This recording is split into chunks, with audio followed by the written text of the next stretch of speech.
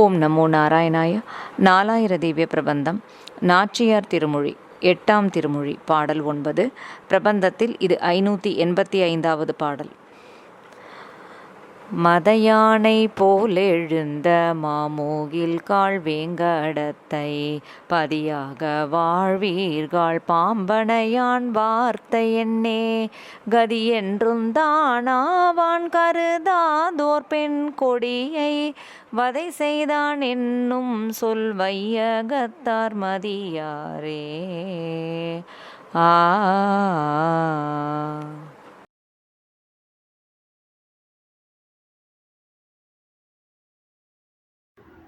நாச்சியார் திருமொழி. திருமொழி 8 பாடல் 9. மத்த கஜம் போலே செருக்கிளர்ந்தவையாயும் உள்ள காளமேகங்களே, திருமலையை இருப்பிடமாக கொண்ட சேஷ சயனனான எம்பெருமானுடைய வார்த்தையானது இப்படி பொய்யாகிவிட்டதே. ஆஸ்ரிதர்கட்கு எப்போதைக்கும் அவ்வெம்பெருமான் தான் இரட்சகனாய் இருந்து வைத்து அத்தன்மையை நினையாததால் ஒரு பெண் பிள்ளையை கொலை பண்ணினான் என்கிற சொல்லை இப்பூமியில் உள்ளவர்கள் மதிக்க மாட்டார்களே. ஸ்ரீ ஆண்டாள் திருவடிகளே சரணம். O rain-bearing dark huge clouds appearing over the sky at Tirumalai like an arrogant elephant.